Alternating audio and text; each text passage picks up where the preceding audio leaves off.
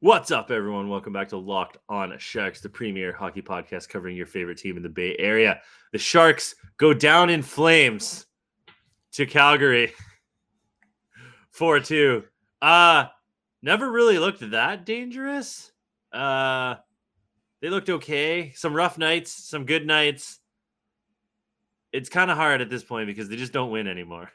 So we'll cover the game. We'll talk a little Doug Wilson. We'll talk some fries. We'll talk a whole bunch of stuff on the other side. But yeah, music. You're Locked On Sharks, your daily podcast on the San Jose Sharks. Part of the Locked On Podcast Network, your team every day.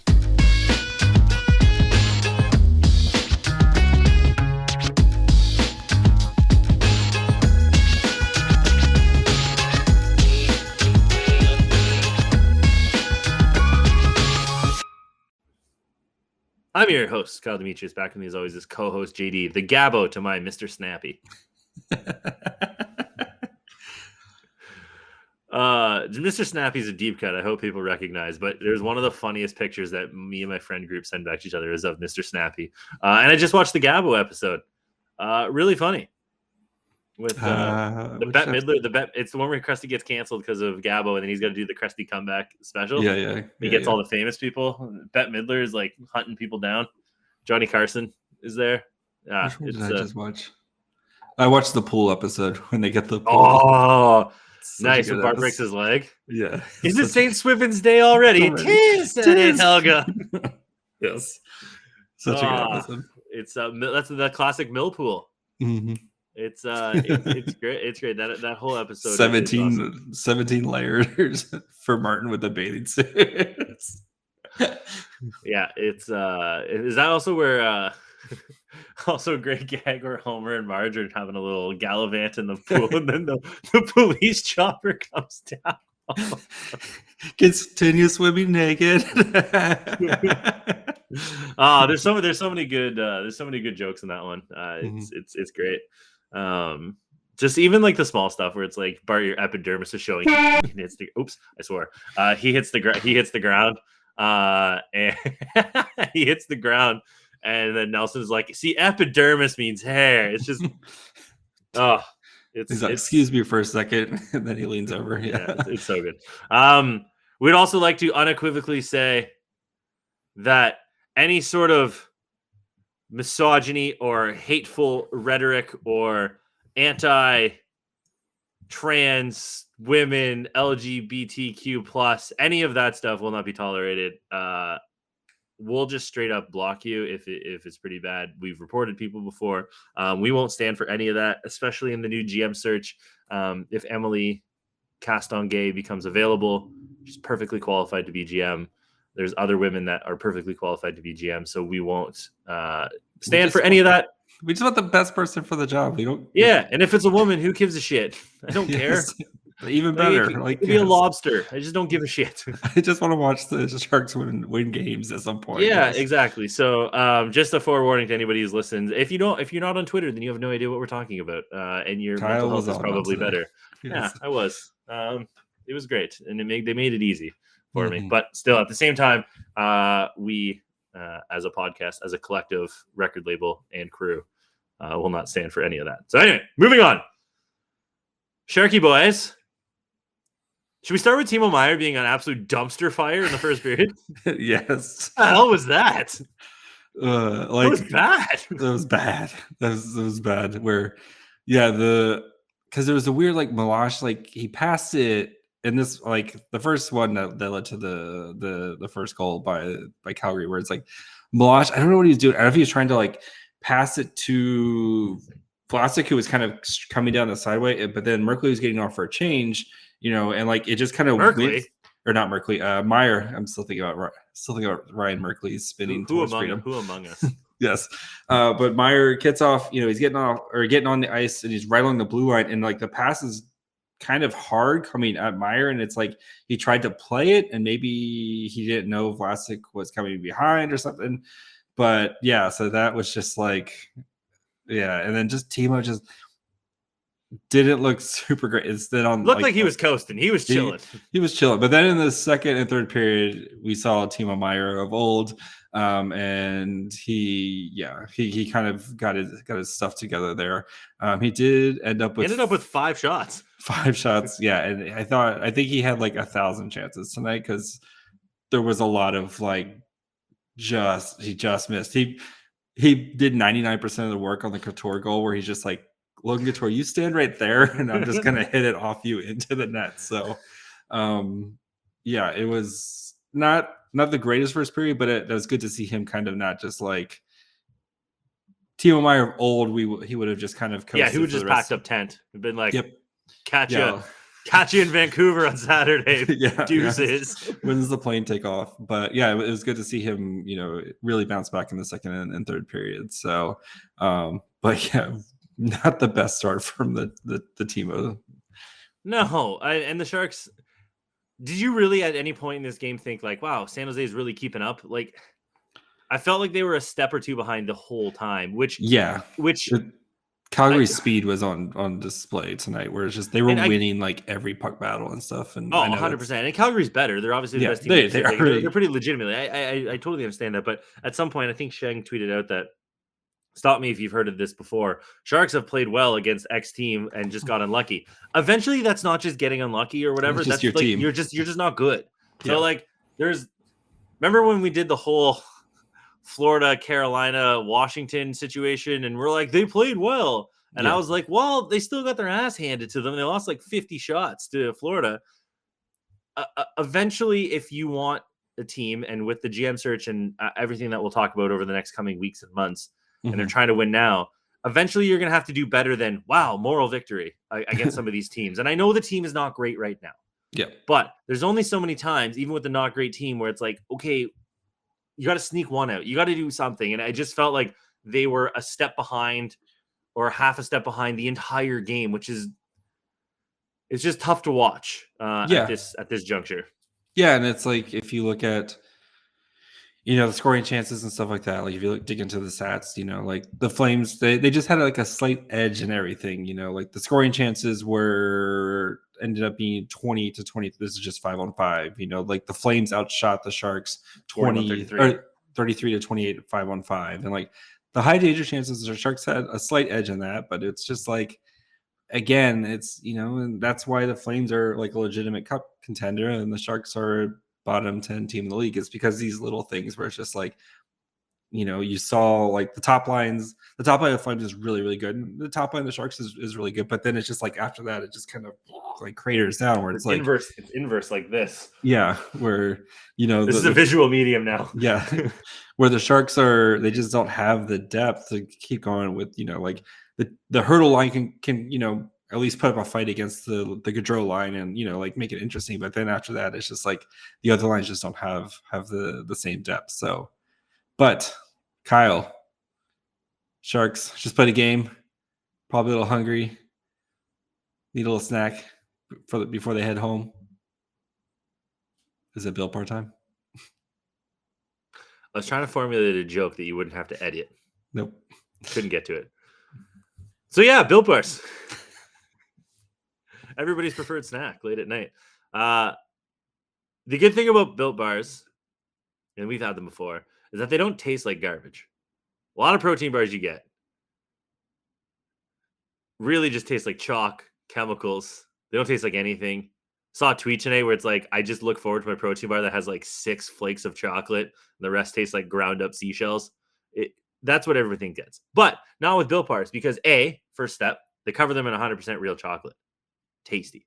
Second, they give you awesome flavors. Cherry barcia, coconut brownie, double chocolate, peanut butter. I think there was a mint. Third, they're always coming up with new flavors. They have limited time edition all the time. Around the fall, they had some key lime pie. They had some like cinnamon apple pie situation. They have cool flavors. They didn't get to Peeps, which is fine. We'll let this pass. But like Rocky Road, get Rocky Road. Everybody loves Rocky Road. And finally, if you're not feeling a straight up protein bar, you can go with the first ever protein infused marshmallow. And yes, it's 100% marshmallows in bar form. But they're also covered in 100% real chocolate, and they have even better flavors. Cinnamon churro, absolutely slaps. Coconut marshmallow, rules. Banana cream pie, you know our stance on cream pies, very pro.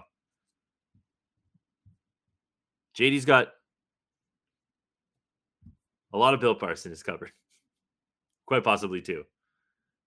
And the good thing about those is that they're also only 130 calories, 4 grams of sugar, 4 net carbs, and 17 grams of protein. Compare that to your typical chocolate bar. 240 calories, 30 grams of sugar, and dozens of net carbs. So go to Built.com, use promo code LOCKED15 and get 15% off your order. Use promo code LOCKED15 for 15% off at Built.com. I apologize to Built Bar, the fine people at the marketing department. Hopefully they don't listen to this. We've never got notes. No notes for our ad reads. Let's keep it that way. But also no samples recently, so... But I don't think anybody else has gotten samples, so I think we're good. Yeah. I would really like one of these random companies to send us samples. Like I would like Rock Auto to send me like a bumper. just FedEx me some sort of random car part. That would be sick. So James Reimer. You're going Reimer. James Reimer died for our sins again. So just shut him down. How many games are left? 12, 11? 12, I think now, yeah. Can we just not? Well, can we just go with Kakinen? Can we just go with Hill? Well, Hill's still dead. Can we go with Kakinen? Can we go with Sawchenko? Can we just do it? Do we really need to see James Reimer for 5 more games this season? 6 more games this season? He got the crap kicked out of him tonight, dude. Just by his own team as well. By his own team, absolutely smoked him. Yes. So, but like honestly, I understand that he's going to want to come back and play. And every player, we've covered this before, is going to be like, I feel great. I want to get back in there. I'm a competitor. Awesome. You should just turn around and roll your eyes at them. Because I played professional sports. I did the same thing. Mm-hmm. I was like, yeah, I feel great. Concussed. Don't remember the end of that tournament. Yeah. You know what I mean? So, like, don't listen to them. Save him for next year. Because you're either going to need him, or you're going to want to trade him, or you're going to keep him and trade him at the deadline. And you're going to need him to be kind of healthy. He's getting up there in age. So, like, he's anywhere there's from no point in bringing him back 50. Yeah. There's no point in bringing him back for the last 11 games. And he's going to play half of them. Yeah. 5, 6. So, like, just let him rest. He is tired, for he is weary. Yes, he is definitely died for our sins this year. So, yeah. Yeah. Poor Reimer. Yeah, he definitely got that crap kicked out of him tonight. Like, Kachuk, Couture, just everybody. Just, yeah, the puck broke his mask for a minute and he had to get it, the old replacement bucket. Just let his season be over. Have mercy on his soul. He's done too much for the Sharks this year. Do you think Alexander Barabanov is going to have mercy on his contract negotiations? No, he's getting the Eric Carlson deal. Every time we have gone from we came into the season. He has a 9-game sample. Screw that. Rudy's the truth. Rudy gets hurt. Barabanov steps in. We're like, all right, he's trending. He's played 9 more games. Let's see more. 20 games go by. We're like, all right, he's pretty good. He's 35 games by. He gets attached to Tomas Hertl like a lamprey eel. We're like, all right, this is kind of cool. 50 games goes by. He demands the Robbie Fabry contract. We're like, well, I don't know. Now we're at game 70, and every time from game like 60 to 70 now, I've been like, you know what? 4x3 might be a little light. It might be. Why not a 5x5? Give him the LeBeg contract. Just sure. Yeah. Sounds good. Then I remember he's 28, 27. But not a lot of miles on this tires, Kyle. Not a lot of miles. Not a lot of miles. Our Russian miles converted differently, though. The kilometers. KHL time. Yeah. Dude was all over the ice tonight. Probably was one of their best players tonight. And it's, like just making plays, drew penalties, does what he always does every game and just makes this ridiculous pass to set up Timo Meier for a chance. And we've come a long way on Barabanov. The journey has been real. Yes. If they can get him for a good number, like, man, that's a useful dude. Just not the years. The years are what worries me. But get him out of here by the time he's like 31, not 36. Yes. Imagine he gets 8 years. The 2x8. This is a problem for a future GM. Yes. We'll let future GM just deal with that. So, yeah, I mean, it was, there's not much else to take away from this game. It's the Sharks. It's late season Sharks. Like they're bad. They've kind of boxed themselves into a tankathon corner. Yeah, where they're gonna finish 10-11 basically. Like maybe if they crash and Anaheim gets their shit together, or Detroit like pulls their head out of their ass. They might get up to 9 or 8. They might get up to 9. They're really banking on some lottery luck here, so they're kind of in that 10 range. It's just play Reimer for the love of God. Vlasic Milosh had a 1.96 expected goals for. It bounced up. I was at the end of the second. It's I think they ended like a 6%. 6. So for everybody that wants to understand this, of all the shots taken, Vlasic and Milosh were on the ice, 6% of them were for the Sharks. 94% of them for Calgary. That's appalling. That's bad. That's Ryan Merkley. Bob did say he would probably be back in for the Vancouver game on Saturday, but yeah. Oh, really? Yeah, I'm gonna be there. Yeah, nice. Everything's coming up Millhouse. Hell yeah! Will I remember? No. And my girlfriend shows up at 7. By the way, once Saturday at like 3 hits, nobody's gonna hear from me for days. I'll probably hear from you. I will be. I don't know. I'm gonna be inundated in sex and hockey and live hockey. I'll tweet you. I'll text you during the game. So yeah. Oh, maybe I'll live tweet from the game. Ooh, that could be fun. Yeah. I'll just send like random pictures. I'm right beside the bench. I'm not right beside the bench. I'm like a section over from the bench, but on the 5th row. So if you're watching on TV, everybody. So when the hard camera's looking at the benches, I'm to the right. I'll tweet a picture of where I am, but I'm to the right of whatever the right-hand bench is. I've never been to Rogers Arena. So I'll be there. I'll be wearing a black Sharks jersey. My buddy will be wearing a teal Sharks jersey. He's not a Sharks fan. He's just doing it out of support, and we're drunk. He also has this little rubber shark head that he has, like, you put your fingers in and move the mouth open. He's going to be, like Snappy. Exactly. It's chompy. Sure. He's going to bring that. So you'll be able to see us. And if you see us on TV, if you find like a screenshot, like where there's like a battle in the corners and we're just there, send it to me. But when I lived in Toronto in like the 3rd, I went like 10 years in a row, the 3rd or 4th year, something like that. I got on TV because the Sharks scored a goal and I'm standing up cheering. So was my buddy, and my buddy's pointing at somebody. If that happens, make sure you send that to us. Will do. That would be sick. Anybody, that doesn't just go for JD. If you want to bet on if Kyle's going to be on TV, there's only one place that I would bet on if Kyle's going to be on TV, and that is BetOnline. Your number one source for all your sports betting needs and info. Find the latest sports developments, including this week's Master Championships odds, podcasts, excluding this one, and reviews for all the different leagues this season. BetOnline's got you covered for all your sports wagering information, including live betting, which is super fun, esports, and scores. So head to their website today or use your mobile device to learn more about the trends in action. BetOnline, where the game starts. So for people that didn't watch the Now or listen to the podcast earlier, we'll be doing, with the Doug Wilson news, we will be doing, JD will be doing a game recap for Monday. We'll have a Doug Wilson GM initial foray into the GM world podcast for you Tuesday. Wednesday, we'll have a game review. Yep. Thursday, prospect. Gleb. With Scouch. With Scouch. We made fun of him 20 minutes for the first 20 minutes before the podcast even started recording. We really beat him down. Yes. Wore him down. Oh, yeah. And then Friday, we'll have another review. That's kind of how next week's going. And then, so if you have GM content that you would like to know, get at us. Obviously, would like to send out a reminder that the main source to trust is Pierre LeBrun when it comes to GM news. I don't know now. I don't know now either. This is true. It's not ready for this. He's got to have other sources in the org at this point.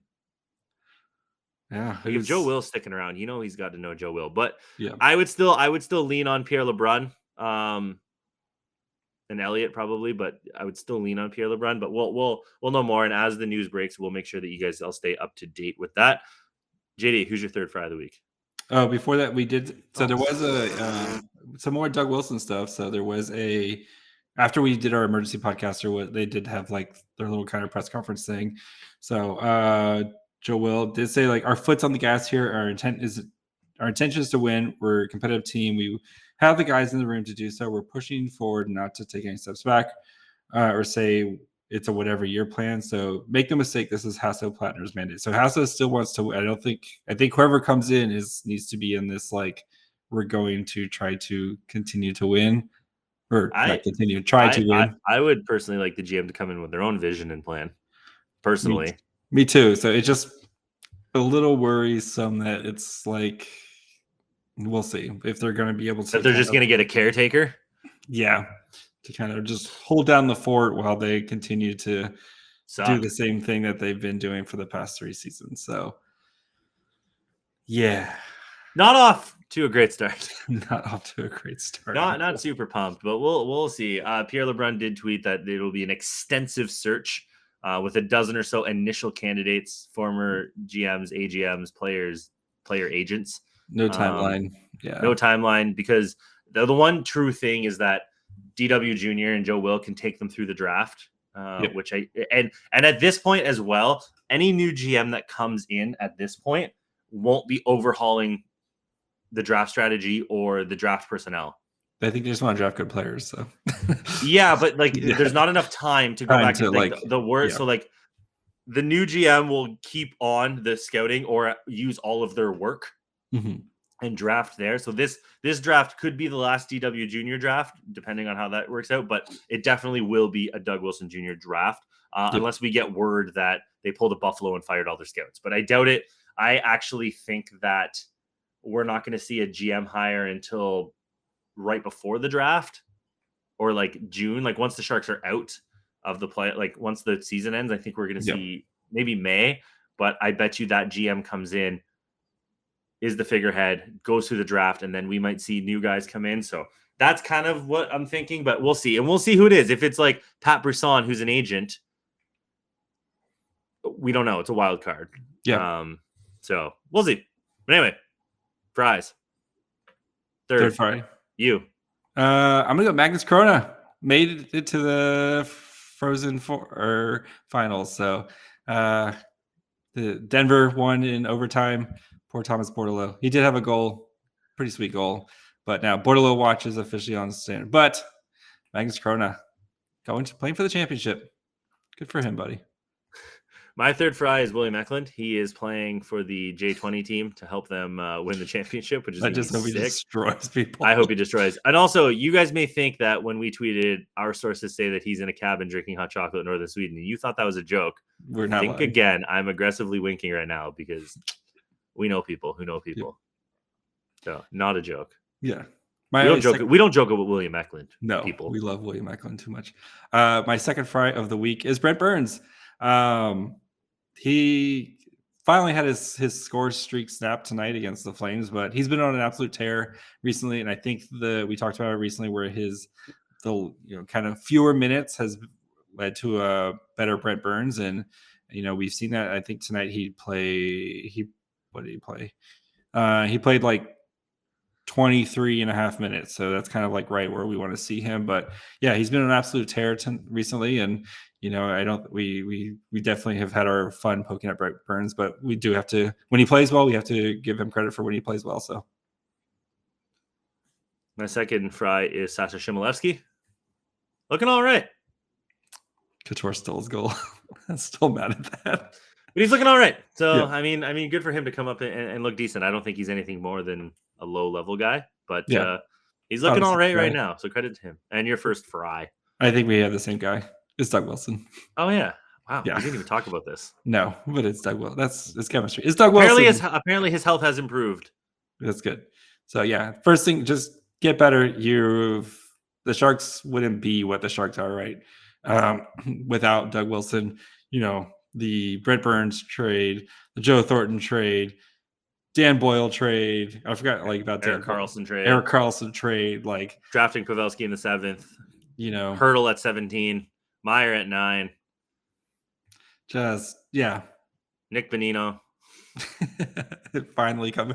Those fruits have finally paid off. It's the long con, baby. Yes, but yeah, it's we talked about it on our emergency podcast. But yeah, like Doug Wilson. If the Sharks had won a cup at any time during Doug Wilson's tenure, we would be like talking about Doug Wilson a lot differently. But he was an amazing GM for a long time, and they just unfortunately never got the job done. So yeah. Oh, the internet. It's a place that you can find us. Facebook, Instagram, Twitter, Locked On Sharks, YouTube, Locked On Sharks, email, lockedonsharks@gmail.com. Spotify, Amazon, Apple, Locked On Sharks. A lot of Locked On Sharks. JD is not at Locked On Sharks. He's at My Fry Hole. Kyle is also at Kyle Demetrius, where you can find him just eviscerating fools. Dunking on bigots constantly. So go check out Locked On Fantasy Hockey. Go check out the Locked On NHL now. Get a nice little taste of what's going on around the NHL. Or go check out any of the other amazing shows on the Locked On Network, such as Locked On Raiders. Bye, friends. Sayonara, suckers.